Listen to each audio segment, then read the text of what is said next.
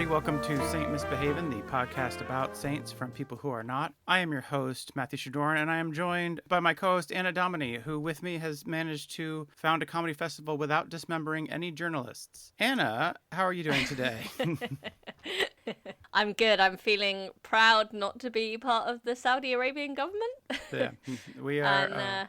We said no to the Riyadh Comedy Festival in our hearts. The thing is, like, if they were going to throw that much money around, they should have at least done it to people who, like, had a good reason to sell out, like people who are not famous comedians. Right, these people are already rich. Yeah, that's and they're the thing. Like, I mean, it's disappointing that therefore, like, that didn't matter. But right. Yeah, I feel you're right. It would have been a lot more defendable if it was like, I am in a lot of debt and this is my only way out. Like, I've been a road comic for years. I've been gigging a lot, but I don't have a TV show or development deals with Netflix.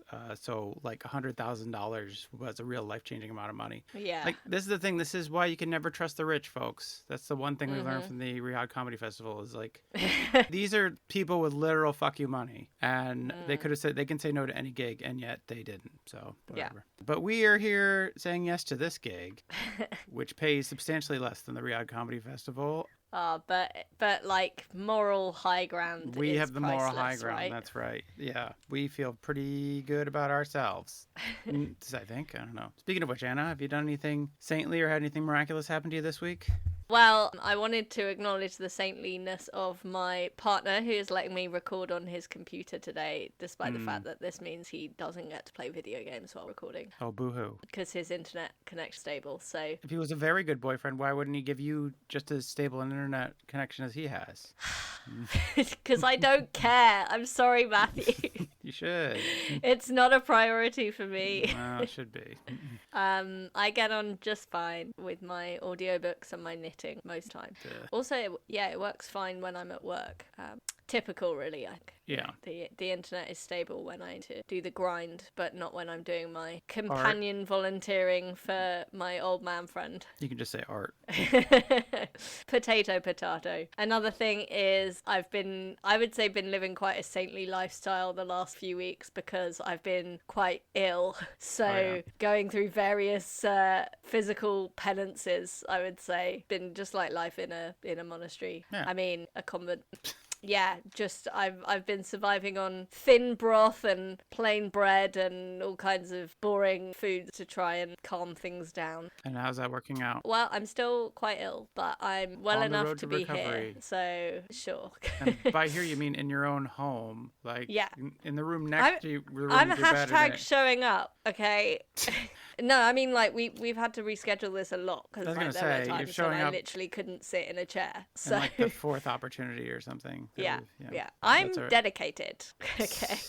Are you? I'm beginning to wow. question your commitment to sparkle motion. Well, this is my other saintly aspect, clearly, because what you need now, Matthew, is faith. So that's pretty saintly. Yeah. Boom. What about you? I guess my saintly thing is that I've had a lot of patience with you. Yeah, I was gonna say that's. I've been your trials recently, but I'm making it up to you because I'm kind of buying you dinner this week. And that you found out about a free pasta dinner you could get and you invited me along. Yeah. Yeah. Hey, take it. Because you didn't want to be the lady sitting at the table by herself, just eating bowl after bowl of pasta. I need a little, like a human shield here against my shame. Someone to sit next to me so I don't look like the world's biggest loser. So. Oh my God, you saw right through me. Yeah. And I can really recommend your company for anyone who doesn't want to feel like the biggest loser. If they just invite you along, it's an easy win. There you go. See, standing next to me, you'll look taller, younger, thinner, just whatever more it vibrant. Is. Available. Yeah. I'm available for, unless you're the Saudi royal family, and then you can just go get fucked right off. I'm not going to, or any number of... murderous regimes. Yeah, authoritarian regimes. Yeah, like I'm just like, whatever. I don't know. Well, I don't know. Throw out a number. We'll talk. Oh my God. I would use that money for good. It would be a really like if I got $100,000, they don't even have to pay me that much. $50,000. That'd be fine. I don't know, whatever. Wow. Yeah. It's all just sour grapes, folks. That's what it is. Just sad I didn't get to go hang Yeah. out with great people like Jimmy Carr, Louis C.K. Yeah. And Dave Chappelle. Dave Chappelle. Oh, how mighty fallen. I was like, there's people on that list that I used to respect, and now I think there was like one person on the list that I was like, no, I thought you had integrity. So enough about other people's success. Let's talk about our own success. I don't know, whatever. Anna, today is, let's see, October 5th, 2025. Shut up. Who is today's saint? Today we are looking at the saint whose feast day is on 1st of October. Her name is Saint Therese of Lisieux. So based on that, can you guess where she's from? Therese of Lausanne? Lisieux. Lisieux? Lisieux. Russia? No. France? Yes. Yeah. Today's Saint Therese of Lisieux. How do you spell Lisieux? Lisieux. I don't think that's interesting for listeners. Zo? No, no, no. No, because of the extra I think it's Lisieux. Well, I gotta look it up later for yeah. art. Okay. So yeah. All right. Anyway. So what's Therese's deal? Well, first I want to tell you about her parents because they were quite interesting. Oh, were they? Fairly. Okay. I mean, relatively. Therese was around at sort of the end of the 19th century, so there's quite a lot of information about her life. There's quite a few photographs of her and her parents. What? Oh my gosh. So nice yeah. family photos. They went to the portrait studio and they all stood together, and then they was like, get one where you're all hugging, and then one where you're all kind of looking off in the distance, like towards the future. That's great. Now just the parents. Now just the kids. Now just the kids with the mom, and now just the kids with the dad. Just Exactly. They got the whole portfolio. It's so great. Yeah. So yeah. Keepsakes you can keep forever. You know, fond memories of a loving family. That's what the Sears Portrait Studio offers you. Right. This episode okay. brought to you by Sears Portrait Studio. Oh Sears my Portrait God, what Studio. is Get in a happening? time machine and go when Sears was still open, and they had portrait studios. Was that in the 19th century? Yeah. I mean, you get anything from Sears Sure. in the 19th century. You used to be able to order a house from Sears in the 19th century. So I don't know if we have Sears over here, you but don't. anyway. No one does anymore. They went out of business. Right. Okay. Because they didn't sponsor our podcast. Clearly. Do you know that the tallest building in the world at one point, the Sears Tower? Right. That's how powerful that corporation was, and now it just does not exist anymore. Wow. Yeah. Who's in the tower now? I forget what it's called now. It's called like the Willis Tower or something stupid like that. Oh, so just some guy called Willis in there. Yeah, I don't know. Anyway, that was a weird tangent. So yeah, Therese's parents became the first married couple to be canonized together by the Roman Church. Oh, that's so nice. Yeah, sainthood is a family Couple goals. activity. Yeah, hashtag couple goals. Her mother was called Marie Azélie Ruerin, which was shortened to Zélie, and her father was Louis Martin, who was a jeweler and a watchmaker. Okay. And they were both devout Catholic. I love the name Zelly. She sounds fun. Sounds like she's a real. She was a pretty girl boss because she initially wanted to join a convent herself, but was turned away. So turned her hand to lace making and became a successful entrepreneur. Wait, she was turned away from a convent. Yeah. They're like, you look too quirky, girl. You're not gonna make. Yeah, fit clearly. in here. Manic pixie dream girl energy. They were like, you can't have a nun called Zelly. Don't be ridiculous. They're like, we've all seen The Sound of Music. Well, we haven't seen it because it won't come out for decades from now. But we can see how this is gonna go, and we've solved a problem like Zelly right up front. we nip that problem right in the bud. Indeed. Anyways. So she was turned away from joining the holy life, which is ironic. She ended up being made a saint because of her daughter. She showed them, right? Yeah. She's like, well, I'm going to be twice as pious. And then Yeah. up in heaven, she just walks by those nuns. Well, look who got the last laugh. So Louis and Zélie married on the 13th of July, 1858. But initially, they decided to live as brother and sister in what's known as perpetual continence. I'm sorry, what? So they were like, we'll be married, but no touching. Oh, okay. Live as brother and sister. You go to the courthouse, is there a ceremony to make us brother and sister? Is that a thing? Is that like can we get a form for that? Is there a form we can make and then we're brother and sister now? So we're changing our surname to reflect that we're brother and sister. Yeah, that's really No, just it's not an incest thing. It's a religious thing. Like, right. I think it's a fairly standard phrase at the time. Like, oh, they lived as brother and sister, i.e., no hanky panky was happening. Well, obviously, some hanky panky eventually happened. I mean, this is almost like, can we be officially designated best friends by the state? Like, is that a possibility, or Hey, I mean, maybe it should be for like ace people, but maybe this wasn't that. just This for anybody? I think was it would really, like, go. It'd be so nice if you could. There was like a ceremony where you could go and like confess that you're best friends with somebody in front of all your other friends and just have a nice party. I mean, that's gonna be my wedding. Well, I mean, but we're not we're not putting labels on it. We're not like you're Oh, right, okay. you're not signing up for the patriarchy. Oh, You're right, just like okay. best friends. You're just being all Unlike right. this manic pixie dream girl Zelly, the nun. Yeah. So yeah, initially they were abstinent. They I started guess. out with the best of intentions, but Indeed. you can only take so many brother sister baths together before things start to Oh my happen. god. What a horrible phrase. So Therese was an immaculate conception? No, clearly not. A priest discouraged their choice. I guess because like the whole like, oh, it's your mission as married Catholic to reproduce. Right, that's the thing. This priest is like, guys, it's not gonna work. You're not the first couple that's come through and been like, we're gonna be brother and sister, and I'm like, yeah, sure, whatever. I got a bridge in Avignon to sell you. Very good. So, after being discouraged from this lifestyle by the priest, they changed their lifestyle and had 9 children. All right. Guys, find a medium somewhere. It's like this swung so hard. All in the or other nothing. direction. Either we have no children or we have the most children. Yeah. Okay. Well, good for them. I'm glad that was like, well, we tried. If we'll get down to it. Yeah. So, being the late 19th century, unfortunately, they lost 3 of their children in infancy. Oh. And Just like at the train one of station their or something, children- or No. no? Oh. I don't know how to frame this sensitively, Matthew. They died, okay? Okay. Oh, I'm okay. sorry.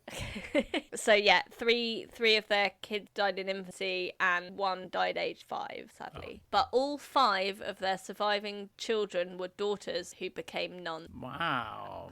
Wow. So pretty holy family. Clearly they heard their parents' tales of how fun it was to not have sex, and they were Right. like, yes, this is what I want. They're like, look, guys, we wish we didn't have sex. It's been pretty bad. Especially Zelly. She's just like in just constant pain. Yeah. Well, this has been a good investment for the nunnery, right? Because they had turned down 1 nun and they got 5 that's nuns in true. return. So that's a hell of That's a a good return on investment. Ratio, yeah. So, yes, Therese's infancy was precarious. Soon after her birth in January 1873, the outlook for her survival was uncertain as she was in a frail condition. Oh, So, no. her parents entrusted her to a wet nurse and sent her to live with her. Such a damp nurse.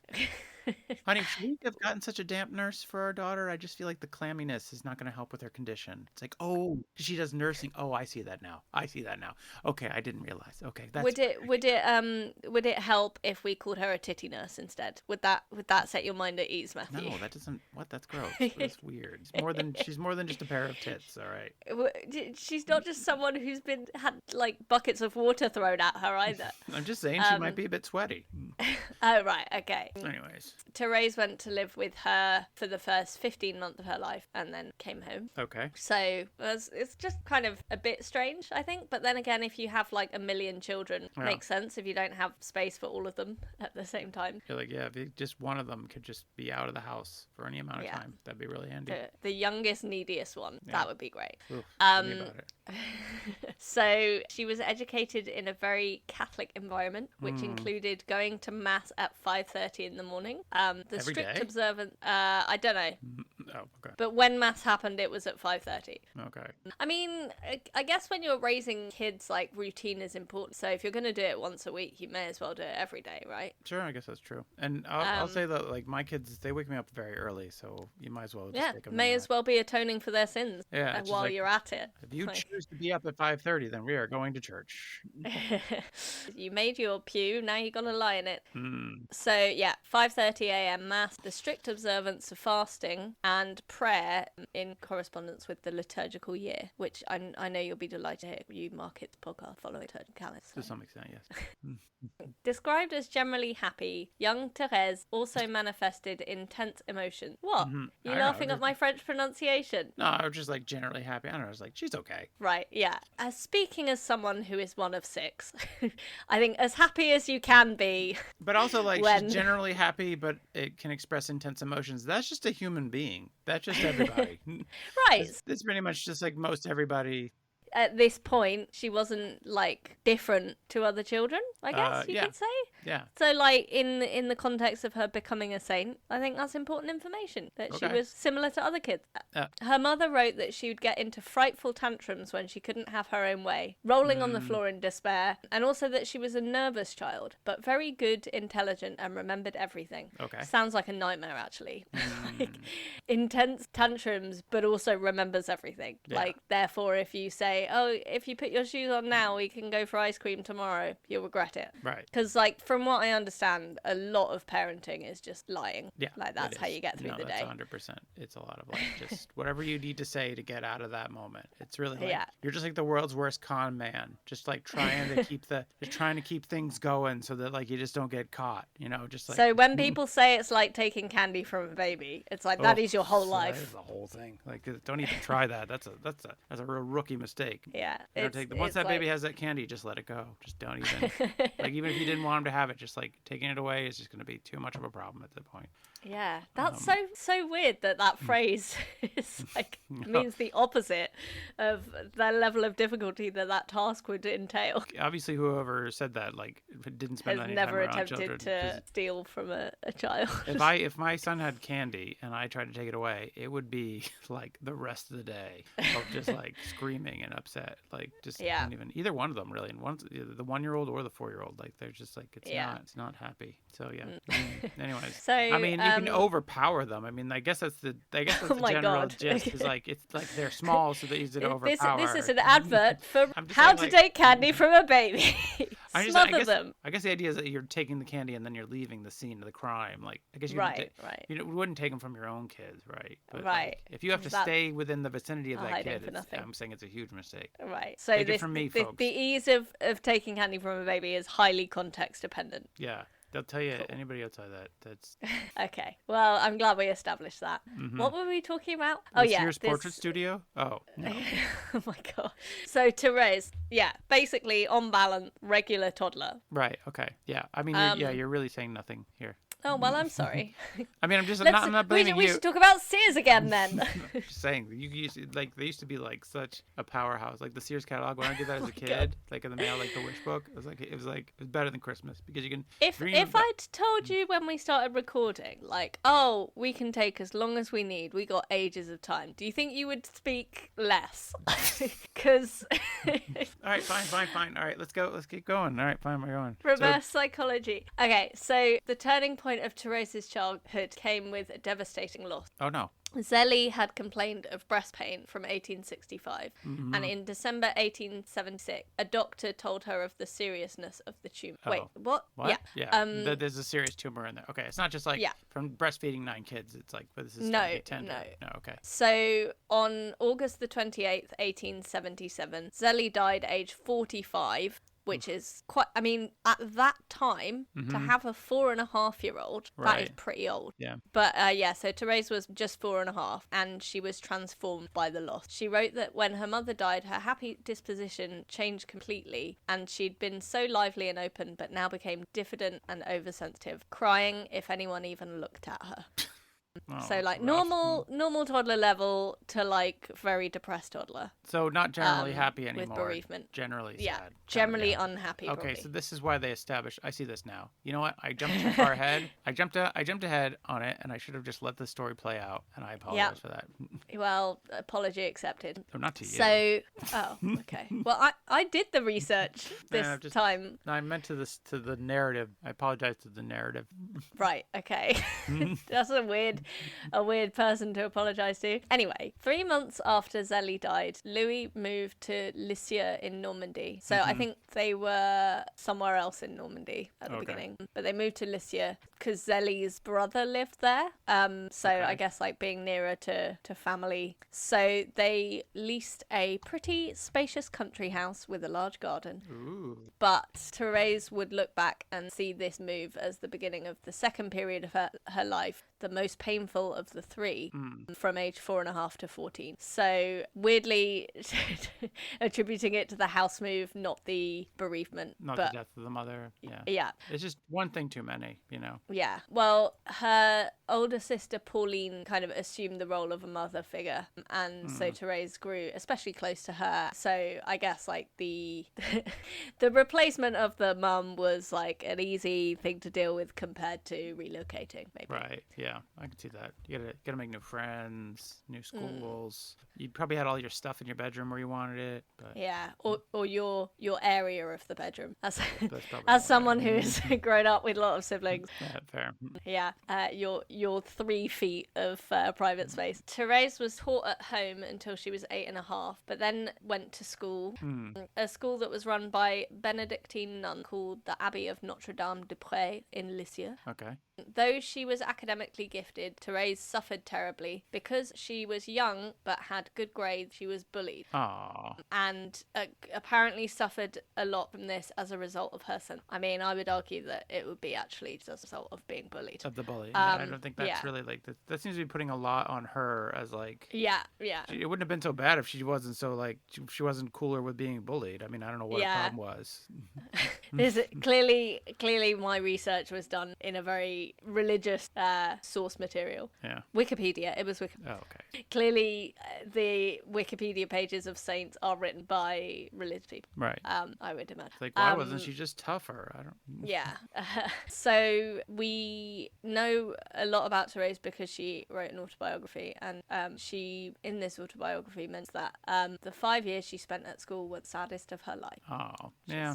So yeah, bullying. Same girl. I mean, I spent like I don't know, whatever. I mean, I guess if you bunked off a lot, then maybe the collective time you spent was 5 years, even though it was like officially 13. Whatever. Yeah, I think it was. No, I was there every day. Oh, well done.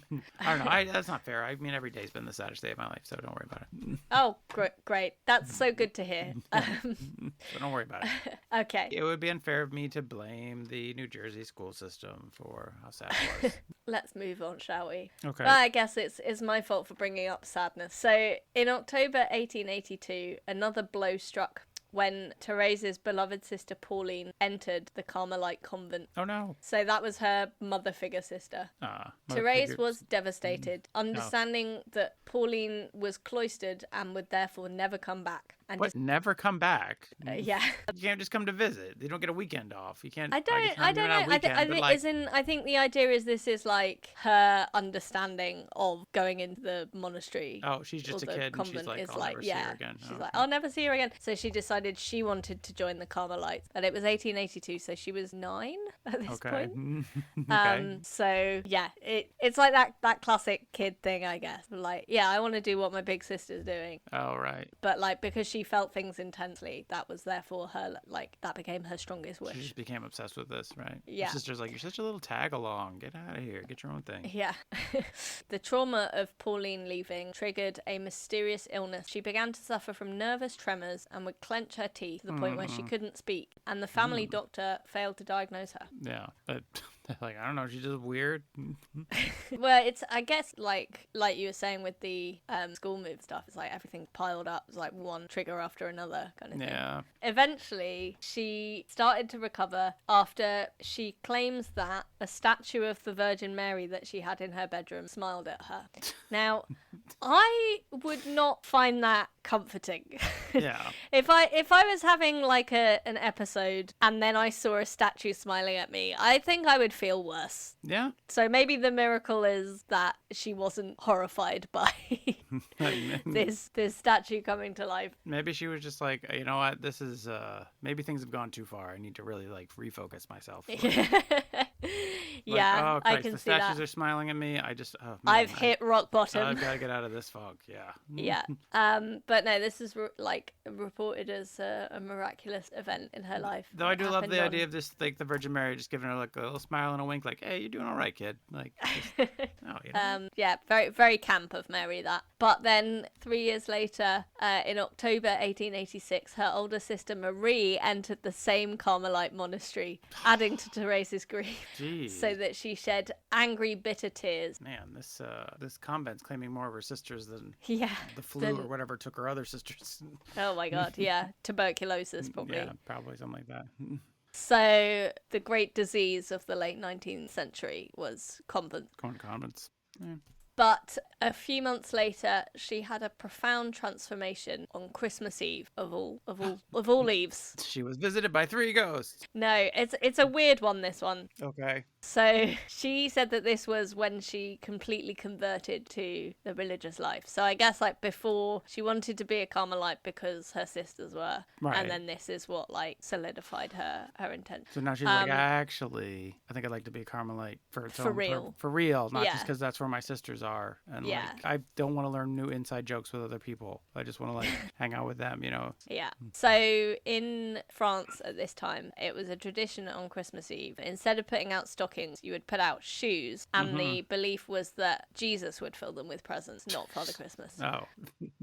Wait, and then But was obviously Father Christmas delivering other presents, or just like they were working as a No, team? these were your presents.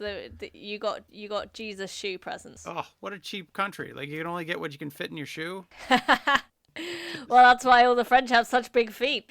I'd like a new bicycle, Father. Well, I don't know if that's going to fit in your shoe, but we'll see what Jesus brings.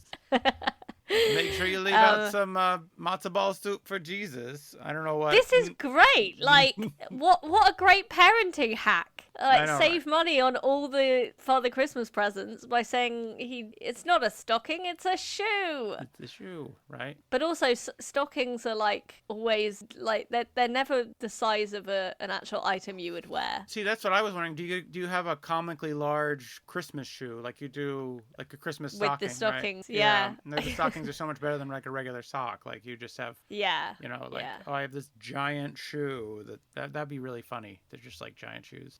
You just bring out giant Christmas shoes. I'm sorry to tell you that that's probably not the case. Ah, boo. I think they're just regular size. But anyway, Therese overheard her dad saying, Therese is getting a bit old for this tradition now. This is going to be the last year that we'll do these shoe presents. Uh-huh. And She still believes in Jesus at this age? Come on. I can see why they switched to Santa Claus. Because like Right. if you catch your parents putting presents in your shoes and you're like, what, there's no Jesus? yeah. You know, that's a lot harder to like square than like, oh, okay, Come back Santa's not from. real, but Jesus Well, and the Easter Bunny except- are. Yeah, exactly. That's actually happened to me when I was a nanny. The kids discovered that Father Christmas wasn't real, and I was there while their mom was explaining, yeah, Father Christmas isn't real, but Jesus definitely is. So we're a religious family. And it was just like, yeah, weird mental gymnastics required. But anyway, Therese began to cry, and Celine advised her not to go back downstairs. But then suddenly, this is the miracle, she pulled herself together, wiped her tears, ran down the stairs, and unwrapped her present as jubilantly as ever. So the miracle was she just got over it. Oh, okay. Everyone was expecting her to be really sad about this. The miracle of self-regulation. Like, Yeah. she figured out like this wasn't a big deal. And Yeah, and that's apparently the miracle. Okay. And she reflected on it by saying that in what was done by Jesus in one instant was more than she'd been able to do for herself in 10 years. She discovered the joy and self-forgetfulness and the need to please others before her. So I guess please others, like she got presents. How's that pleasing? yeah, others? but like be like grateful for them and being like grateful. Yeah, okay. yeah, be happy to get presents rather than being like I'm pissed that this is the last time. Thank kind you of for thing. these small and now smelly presents because they've been amazing. Yeah, because there isn't a dedicated Christmas shoe, and There therefore isn't. We've the, already established the there's no presents dedicated Christmas shoes. all smell a bit feety. Yeah, it's all right because they were in France, so all the presents were cheese, so you didn't even notice. Oh my god! It's your traditional Christmas cheeses, children. Wait, what? But the presents are from Jesus. No, it's Jesus cheeses. It's Jesus' cheeses. Jesus Christ! What are you saying? Just eat your cheese. Eat your shoe cheese. Anyway, I kind of think that on the one hand, it's like quite a disappointing kind of miracle because it's like, oh, she just pulled herself together. But then on the other, it's quite nice that this is someone pulling themselves together and like a very traumatized 13-year-old at this point, getting over her mum's death instantaneously is considered miraculous as opposed to just like, oh yeah, that's everyone should just pull themselves up by their bootstraps, you know?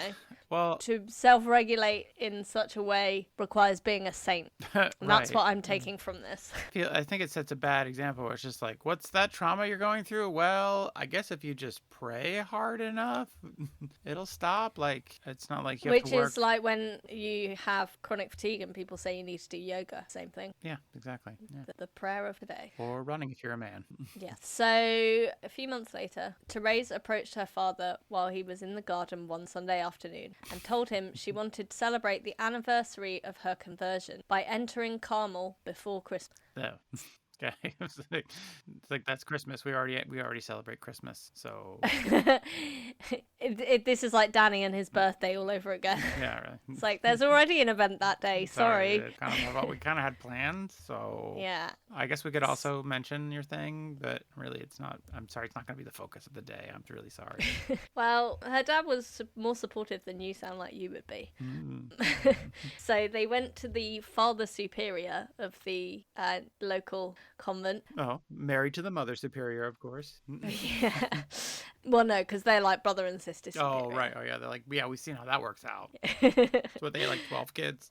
Well, they're all the nuns are their children. Right. I guess. So the Father Superior refused her on account of her youth. Right. And in November of that year, Louis took Celine and Therese on a pilgrimage to Rome because it was the priestly jubilee of Pope Leo XIII. Oh, nice. So this was the first and only time Therese left Norm ever. Oh yeah, spoilers, she died quite young. Oh, okay. Well, even so. So yeah, sorry if this phrasing is giving things away. It's all right. So yeah, they went to Italy and were granted an audience with the Pope. Wow. Therese approached the Pope, knelt down, and asked him to allow her to enter the. I knew she was going to do this. I knew just go to the Pope. I'm going to go talk to your manager. She was a real Karen about it. Went straight to the guy at the top. So the Pope gave a kind of evasive answer, saying whatever God wills will be what happens. It's like, this is really below what I normally do. Yeah. Let me get this straight. You're asking me, the Pope of all of Catholicism, to help you get into a monastery, like a convent in a tiny town in northern France. In France, yeah. Do you see how this wouldn't really be something I do? Well, she took it well, because apparently she threw herself at his feet and had to be removed by the Holy Guard. Okay, well. So, yeah, clearly it was not a good interaction This is an intense with little the kid. manager. However, according to some account, the Pope then did write a letter to the bishop. But one way or another, Therese was allowed to enter the convent in 1888 when she was just 15. All right. So sometimes being a nuisance in front of the Pope works out and you get what you want. Squeaky wheel gets the grease. That's what they say. That's the first time I've ever heard that phrase, but You good never heard for that you. phrase before? No. Maybe it's a New Jersey thing. No, I don't know. I don't know. It's just an American thing, I guess. American. Yeah, maybe. You get what it means, right? Like the squeaky wheel, the one that makes the noise. The fuss, yeah. It gets the grease because that's Yeah. yeah. If it ain't broke, don't fix it. No, Kind of. no, now you're just throwing out idioms for no reason. Well, I'm sorry for being so willy-nilly with my idioms. So about 9 months later, she took the habit. A baby. And oh God. I see what she had to do with the Pope to. Okay. Oh my God. What? It's just interesting because this month I was choosing between two saints and the other one was a Pope saint who had loads of patronages, was really interesting, and then at the right at the bottom of the article after being like, oh, he's got some good patronages, interesting miracle stories. Oh, controversy section. Yeah, controversy section. It's like he's the one that swore everyone to secrecy about sexual abuse. Oh, and it was like, oh, okay, yep, definitely shouldn't be a saint then. Pretty straightforward, that one. So that's why I chose this then. Just sounds like a Anyway, big fun episode. well, I'm sorry. No, Maybe you can do that as a bonus episode. Just maybe you can do that at the Riyadh Comedy Festival. It's like a live show, just you. Yeah. Although maybe I'd be allowed to perform if you were like my chaperone. Yeah. So yeah, she took the habit in 1889. And chose the name Therese of the Child Jesus. Just a little Jesus. I'm not into that big Jesus. That fucker's stingy with some presents. I liked him better when he was a baby. Sorry, I should have said this earlier. Her name when she was born was Marie-Françoise Therese, and so she just shortened it to Therese. Oh, I see. So yeah, she took the habit and changed her name, and then a year later, for some reason, she made her religious vows and had a public ceremony. So at this point, she was 17 and a half. Cool. So still quite young. And she's in the convent with her other sisters. Yeah. And that was her goal all along. Yep. So she's made it. She did it. Well, thanks for listening, everybody. No, there's still a bit more, a little bit. Sorry. Stop jumping the gun. Sorry. So the Carmel of Lisieux presented both spiritual challenges and opportunities. Ooh. What she found was a community of very aged nuns, some odd and cranky, some sick and troubled. All easily overpowered. Some lukewarm and complacent. Oh. So I guess like disappointed by her would-be role models Mm, because they weren't as fun as her sisters. right. I guess. So despite this, Therese flourished spiritually. Oh. She absorbed the work of John of the Cross, spiritual reading uncommon at the time, especially for such a young nun. Felt a kinship with this classical writer of the Carmelite order. So, yeah, I guess like she got into some pretty niche stuff early on in her nun career. She's going in for the deep cuts. Yeah. So in 1893, so just 3 years after she did her vows, Pauline was elected prioress. Oh. So like sister of the boss. Wow. And she Good place to be, you know. And are they like, we're the new hot young nun generation? yeah, We're exactly. Gonna Things are reform going to this. change around here. We're gonna kick this convent in the ass and just get things. We're going to yank us into the 19th century. Yeah. Kicking and screaming. Drag. That's what I meant, not yank. Weird phrasing. And we're almost into the 20th century at this point, so it's like. Pauline made Therese her assistant. Oh. So nice promotion there. Good work if you can get it. I think you'll find I'm assistant to my sister. I mean the prioress. The sister. Yeah. The sister. The Yeah, my sister. exactly. My mother's sister. My sister mother? The mother's sister. The mother's sister. No. Let's not get into husbrother again. Yeah. In this role, Therese revealed remarkable spiritual wisdom and pastoral sensitivity. She would deliberately seek out the company of nuns whose temperaments she found the most difficult to bear, going out of her way to spend time with and love the people she found repellent. Okay. As a means of achieving spiritual purity. That doesn't sound pleasant. That just doesn't sound like... The biggest insult you can give me is spending time with me, because I know that you spend time with the people you hate the most. Yeah, I mean, that's the thing. Just people who are just really mean and just like, wow, it's really nice that you've started hanging out with me. You know, I've been so lonely, and I feel like that I've been, you know, just kind of acting out at people. What are you being nice? Oh, I don't want this. I want the shitty person. I don't want to hang out if you're not going to be shitty. So yeah, that was her her most Christian thing, is be like, I'm going to tolerate people. Yeah, neat. So holy. So by the end of 1894, Therese had a crucial spiritual break. 6 years as a Carmelite made her realise how small and insignificant she was. Okay. When her sister Celine brought notebooks with passages from the Old Testament to her at Carmel, Therese found a passage from Proverbs that stuck with her. Okay. Whosoever is a little one, let him come to me. She was also struck by a passage from Isaiah about being carried at the breast and caressed upon the knee, and concluded I'm listening. concluded that Jesus would carry her to the summit of sanctity. The sanctity. Oh.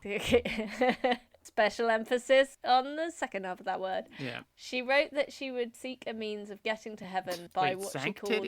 What do you mean? That sounds like those are... And I mean, we're talking France now, so that means 5. Oh, I see. Okay. I think I meant 5 titties. they meant sanctitties, like titties that go inward or something. Like they're sunken in. Anyways, sorry, go on. Both is pretty poor. Let's be honest. Let's talk about which would be preferable. I don't know which. Honestly, I couldn't tell you. The most holy interpretation of this weird, perverted phrase that we have made. I'm not sure. So she discovered what she called the little way Okay. as a means to get to heaven. It's a shortcut. It was basically the idea of becoming spiritual and saintly was based on her belief that it was not necessary to accomplish heroic acts or great deeds, but instead do little things to show your love. That's nice. That's nice. Yeah. You know, it's like that's a key to a relationship. It's not about big gestures. Yeah, it's about grand the everyday romantic movements. It's about just showing up every day and putting in the work. You know. Yeah, so it's quite modern, really. The idea of like taking small steps and having an impact like on those around you as opposed to trying to save the world. Right. So she wrote that love proves itself by deed. So the only way she could prove her love was by scattering flowers metaphorically. Oh, okay. I was gonna say like, well, okay, well, I mean that's kind of nice, but I feel like you could do more constructive things. It's a bit wasteful. As a metaphor. No, as a they metaphor. were like metaphorical. I get this. This is better. I love this as a metaphor. Okay, I'm on board with the metaphor. I'm glad you're on board now. Yeah. So there was like small actions that showed that expressed Jesus's love for people. Great. Like tolerating the most like talking to the biggest assholes you know, just like, oh yeah, I'm gonna hang out with you now because I don't know, I want to go to heaven, but good luck to you. You're a piece of shit. Yeah, I'm just talking to you because you're my ticket to heaven, really. I'm being super saintly just by spending time with you. Yeah. Therese's final years were marked by a steady decline in health that she bore resolutely and without complaint, which is like, that's pretty saintly for her given how sensitive that she was reported to be earlier on in her life, right? Yeah. And the final element of her suffering was sadly tuberculosis. Oh, that's why I had tuberculosis. Sorry. More spoilers. Like, didn't that's even why do it. you're like, that's why I had tuberculosis earlier, and I was like, wait, what? Oh, in your mind. That's the second time I've done that today. I was telling someone about like on the NHS app you can now view your like medical records, but they've only just started uploading them, so they're really incomplete. So it says like vaccine history and it's just got like my COVID vaccines and nothing else, despite the fact that like, you know, I've had other vaccinations. If you say so. I phrased this wrong by being like, because you know when I was going on that trip to Trinidad I had yellow fever and the person I was talking to was like, what? And I was like, oh sorry, I had the yellow fever vaccine. Yeah, that's a big difference. Quite a big difference, yeah. So anyway, that's what I meant is I had tuberculosis on the brain. On the brain, okay. Yeah. Of the brain? That sounds like a bad case of tuberculosis. That's not where you want your tuberculosis. The doctor's like, it's spread to your brain, which we've frankly never seen before, and it's troubling to all of us. Yeah, I don't know why I'm laughing. This is devastating news. Oh, yeah. Probably because it's spread to your brain, and your brain just not working. Oh, that's true. I just don't know how to process. I don't know. Apparently, a side effect of having tuberculosis in the brain, you just laugh at inappropriate times. Anyways. It's become a self-fulfilling prophecy. Anyway, so she had TB. And, it's like that classic joke of like, the first sign of madness is tiny black spots on your hand, and the second sign is looking for them. Okay. After observing a rigorous Lenten fast, Therese went to bed on the eve of Good Friday. Hey, here's the thing. If you have TB, don't fucking maybe fast. You should eat. Whoa, that is profound. I'm just gonna say that. I'm gonna say like, hey, next time you're, feed, just keep eating if you're sick. If you can eat. You know what they say: starve a fever, feed TB. That's TB. What they always say. I'm always saying that. I'm always like, that's what my mom always said. Before she succumbed to the TB. I don't know. No. God. Apologies if you're listening and you've been affected by TB. I'm sure it's horrible and no laughing matter. Yeah. We're generally at this podcast we're against TB. Yeah, we're against TB. I would say it'd be funny if we were calling it consumption, but we're calling it TB. Right. Yeah. I mean, it would have been. Yeah, you're right. That's because of my brain TB. Is that I forgot that's the fun old-timey synonym. Yeah. Yeah. But so anyways. Yeah. So she fasted for Lent and then went to bed, and I'm sure it was fine in the morning. Right. That's why you brought it up. She reported feeling something like a bubbling stream mounting to her lip. The next morning, her handkerchief was soaked in blood. Okay. Tuberculosis slowly devoured, or I guess consumed, her flesh. And when she was near death, her physical suffering kept increasing so that even the doctor exclaimed, if only people knew what this young nun was suffering. During the last hours of her life. Then what would happen? I don't know. Well, I think it'd be nice if they knew, but why? But I mean, it's like, because if they knew, they would be upset about it. I'm thinking that maybe I did not double check the translation of whatever this French doctor said. Okay, all right. Maybe it's a French phrase like, if only, oh, if only they knew how much she was suffering. Is that allowed? They would make sure that they would take pictures with their family while they still can. It's so precious to have those memories with captured in photographs. And that's why you have to get the seals, the franchise in Paris. Oh, Lasiers did Portrait Studio du Lasiers. It's important to go. Look, now she's not very photogenic. She's got the TB. Oh, it's a shame. If only people knew. You're losing the French a little bit. I don't know. Anyways. Oh, wow. Okay, so the doctor saw her. Apologies to the French And, at to this the fine point. folks at the Sears. During the last hours of her life, she said she'd never believed it was possible to suffer so much. Her last words were, "My God, I love you." Oh. And she died on September the 30th, 1897, aged 24. So I guess the reason her day is the 1st of October is because there were too many other saints on the 30th? I don't know. I love it. She's like, I never thought it was possible to suffer so much. This... God is great. You know what? Thanks. Here's to you, big guy, for this. This was not worth it. I'm just gonna say that. Anyways. So yeah, that was her short life. Yeah, that's sad. That's a sad short life. She did quite a lot of suffering in that time. She got, I think that she did some suffering, but it sounds like she had some nice role models. Well, nice ideas about. Yeah, theology And being good and serving your community as a religious individual. Anyways. Quite. So does she have any relics? Does she have any relics? So the relics of Saint Therese have been on an international pilgrimage since 1994. Huh? The tour includes not only first-class relic, but also her religious habit, her rosary, and several other items. Oh. They were brought to Ireland in the summer of 2001, and the same year they travelled to Canada. So this is Saint Therese's Eras tour of all relics from all of her life. Yeah, because she was a young girl who was kind of like religious and obsessed. It was probably mainly just like bits of religious trinkets. But yeah, they went on tour. She had an overnight stop at York Minster in England on her feast day, the 1st of October. Ooh. And a total of 250 million people. No, sorry, 250,000 people. Oh, I was gonna say those are Taylor Swift numbers. That is like an era. Yeah. Like her relics touring, like it just like was a big boost to every economy that she went to. It's crazy. Yeah. So in 2010, relics of Saint Therese arrived in South Africa in conjunction with the World Cup. Oh. And stayed there until October. Just like, honey, do you want to go to the World Cup? I don't know. Well, so there's going to be some relics of a saint. Oh, which saint? Saint Teresa. Well, now I want to go. Yeah, I guess that does sound like there's like two things going on. Then yeah, I guess I'll go. So yeah, I'm not sure what they are, but most of her relics are in the Basilica in Lisieux. Okay. In the shrine. But there is a national shrine of Saint Therese in Darien, Illinois, that has the second largest collection of relics of her in the world. So that's weird. Just got a fan in Darien, Illinois. Yeah. So in answer to your question, yes, relic. Very much part of her story. Okay. And does she have any miracles? So what you mean, other than not being traumatized further by a smiling statue? Yes, I guess so. Yes. So yeah, she's an extremely popular saint.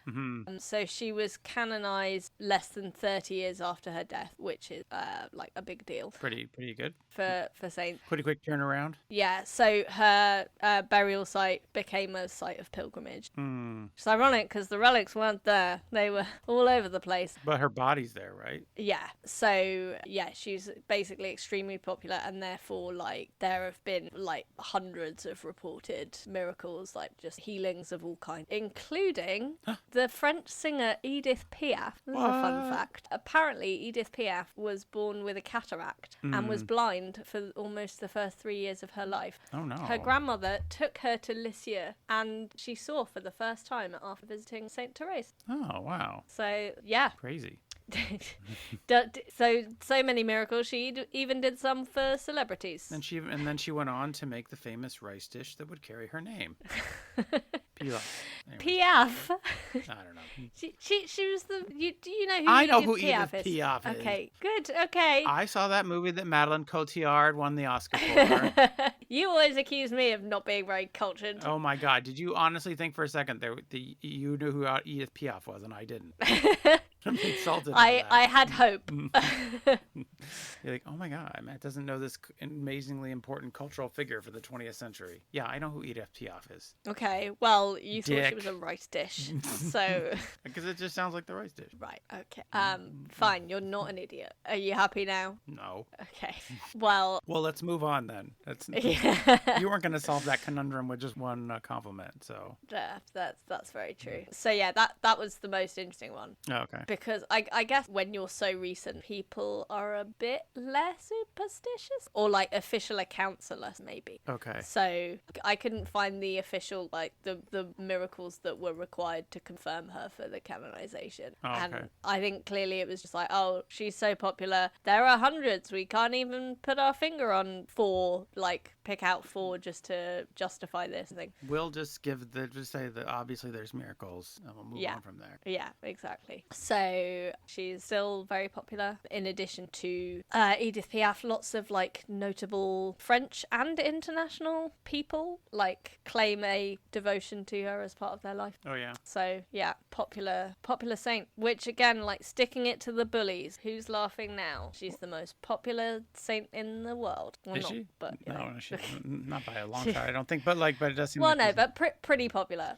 I found out about the Society of the Little Flower, which is there you go. It's like her fan club. Made That's in her. that's her Little Monsters equivalent. When charity is deeply rooted in the soul, it shows itself on the outside. It's nice. It's a nice. Isn't quote, that like quote from also her. what Roald Dahl said in the twit, but kind of the opposite? I don't know. Like he basically said, ugly people are bad because if you're good, it will shine through. I guess, but I don't know if that's. Maybe I'm being ungenerous. I think Roald Dahl was probably being ungenerous. He was certainly ungenerous to many large swathes of the population. No. I mean, that is true. People keep talking about that with like people from the Trump administration, where it's just like, what is happening to these people? They look like they're rotting from the inside. Because they'll be like, whenever you learn about the age of somebody in the Trump administration, you're like, that guy's like 40? Holy shit. Like, he looks 60. Like, he looks terrible. Well, it's like Steve Bannon looks like he's been exhumed. Right, exactly. Yeah. So, ask me about her patronages. Well, actually, sorry, I should ask you about her patronages. What happened here? Just gonna Uno reverse that at you. You gonna ask? Sorry, yes. Fine. You're gonna actually We'll do this whole rigmarole, shall we? Matthew, based on everything you just heard, what do you think of Therese's patronage? Oh, well, is she the patron saint of family portraits? I've got an alphabetical list here, so it's quite long. Let me go down. F for Loris, flower grows. Nope, no family portraits. Did you check under P for portrait? Oh, good point. Phoenix, Arizona? No. No, that's not a picture. No. The picture of the desert. Parish missions. Right. No. Oh, parents, brackets, lost. Oh, no, that's not it either. It's not the same. Okay. Well, how about smiling statues? So She's no. the patron saint of smiling statues. Haunted sculptures. Oh, yeah. No. Creepy statuary. How about actually the patron saint of talking to the manager? You know, you gotta go talk to the manager. Gotta get your talking. Karen's. There we go. Yeah, okay. No, she's not. How about? You're not doing very well today. Well, I never do quite that well, do I? How about is she the patron saint of just hanging out with your sisters? Spend more time with your sisters. You know, wherever they are, just going where they are, hanging nice, have a nice time, family together time. Family together time. I don't know. Anything like that? Nope. What's on your list then? My god, so many things. Okay, well, loads of places. I won't go into them because there's too many. But Phoenix, yeah, which other places in the US, somewhere in South Africa, a few places in Italy, Argentina. The zoo? Did you say the zoo? I said les yeux. Oh, Lisieux. Lisieux? I don't know. It's not actually on the list, but she is a co-patron of France. Oh, okay. So that's like bigger than Lisieux. She gets to hang out with St. Joan. That's pretty good. And Australia, apparently. Yeah, she gets to hang out with all of Australia too. Ooh. Which is, she's one of 5. It's a big country. It's really spread out. She was, it was considered a unique honor that she is a patron saint of missionaries, given that she didn't actually leave. Bit of an armchair missionary there. Yeah. Well, that's it. I guess with her like prolific theology stuff, it was like, okay, we'll count missionary stuff. She inspired a lot of missionaries. Yeah. Yeah. So she's a patron against bodily ills, sickness, and illness. Patron saint of AIDS patients. Not sure why. I mean, that's a suffering. That's a lot of. Yeah. You know, if she's been giving the context of her death. Yeah. You know, I guess so. Yeah. At least crews and aircraft pilots. Aircraft pirates. Oh my god, air pirates. That's a great thing to have a patron. Air pirates, which is I think that only exists in comic books and old cartoons. But yeah, okay. Why not bring those back? Yeah. Florists and flower growers, because she was known as the little flower. Little flower, right? Yeah. And her kindness was. She wanted to spread flowers. Little flowers. It's a metaphor, but still florists need help too. Yeah, sure. People talking about spreading a lot of flowers, but it is not translated into many sales. I don't know what this was. How this was supposed to help. This is a good point. Maybe the florists are the ones who need to pray to Saint Therese more. Basically, a range of illnesses and groups of ill people and aviators, and specifically Belgian air crews. Okay. When I clicked to see if there were any others, it redirected to just flyers and aviators. But in her list, it specifies that they are from Belgium. Belgian air crews. So if you're another kind of pilot, fuck you. Yeah. But if you're from Belgium, good work. Therese has your back. Yeah. My plane is crashing. Unless you're praying in Flemish, get just fuck right off. Okay, so... But yeah, so a load of things. Okay. Loads of miracles, loads of patronages. Just too many. Why mention them all? Yeah. We're on a tight schedule. And we like to keep things tight and factual at this podcast. We're trying to keep on focus. We focus all the time. Focused, well. Just like the fine professional photographers at the Sears Portrait Studio. always quality photographs come out of there. Use coupon code SAINT at checkout for the website that does not exist. So, Anna, do you think that you would ever have Saint Teresa intercede for you? Well, I would say that given that she was like avowedly chose the people she hung out with based on if she thought they were pieces of shit, I would say I wouldn't want to associate with her. Yeah, just like that. I don't need any more pity friends. Thank you very much. That would be like, wow, Saint Teresa's hanging out. Wait, what am I doing wrong with my life? Quite. Crap. So, but I also have a lot of siblings, although I'm the eldest sister, not the youngest. They're waiting to follow They're your waiting lead. for me to join join the convent, which is never going to happen. Okay, well, I guess your sisters are all just going to hell then. Well, me and Danny aren't even married yet, but the being like brother and sister ship has already sailed. So. Oh, okay. That's right, guys. We did it. No baths for you guys. Cool, I guess. Congratulations. Thank you. Also, my parents are definitely not saints, so that is true. We don't have that in common. No. But yeah, I mean, from my work that I've been doing in therapy, quite a lot of my suffering also comes from being very sensitive. So yeah, we have that in common. But again, like, just because someone is sensitive, that doesn't mean that you should bully them. Yeah, that's true. I agree. I feel the same way. Like, quite a lot of my suffering comes from you being very sensitive. So I'm sorry. Name one time. Never mind. I think that she seemed like she was an inspiring figure, a good philosophical leader in the church. It was nice that she got to spend so much time with her sisters. That's nice. Yeah. I don't really want to spend time with my brother, but it's nice that she had sisters she wanted to hang out with so much. Counting those blessings that she had. Yeah. It's nice that she's wanting to do nice little acts throughout the life. I think that's a good example to set. I don't necessarily know that I need need intercession for anything. I guess if I have to go back to Phoenix, You would definitely start praying. I would be like, oh, I don't know. I would just say the last time I was in Phoenix, I got married. Oh, well, I mean, wait, which time though? The one that's now, the one that's the current marriage. Current Okay. yeah, well, that's good. Why did you deride Phoenix so much then? Oh, I don't know. We were just in Phoenix. It seemed like a nice place at the time. I just like Phoenix. And now you regret it. Right. Well, I don't know. It was funny when my dad was here in the summer. He would just like, he turned to me at one point. He's like, it's 108 degrees in Phoenix. It's 2 a.m. And I'm just like, yeah, nobody should live there. It's like it's a bad place that nobody should live. And I don't know how people continue to exist there and not just like die. I mean, I went on like a cultural exchange to the US when I was 18, and I didn't think that you needed a cultural exchange to the US, but it turns out we're very different places, just because we speak the same language. I wouldn't know. One of the things that like stuck out to me, because the ostensible sort of, it was ironic because we were studying environmental stewardship, but we were flying to the US. But something that stuck out to me was basically a lot of the sort of resource and environmental resilience kind of problems particularly in the West, stem from trying to make a completely inhabitable area habitable. Yeah. And like the fact that there are golf courses in Phoenix is just like horrifying. Yeah. When I was in Phoenix, I made the joke that Phoenix is a Dadaist art piece that asked the question, what if you made a city where no one could live? And I still stand by that joke today. It is just a lot of like, there's a lot of these cities in the West that are just like, this was unsustainable to begin with, and you've only made it worse, and you don't seem to be understanding that, and they're still growing, and I'm just like, what? How is this?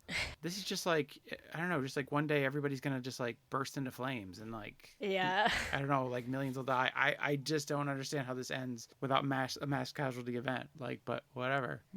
I guess people like. What a great note to end on. I'm gonna try and bring it back. Okay. They're like, it's a dry heat. No. I'm gonna bring it back, because I've just found that a way that some people celebrate Saint Therese's feast day is by making rose-shaped apple pastries. Ooh. To eat, like apple and cinnamon. That so sounds really if you're good. listening in time for Saint Therese's feast day, which is unfortunately in the past, you could do this to celebrate.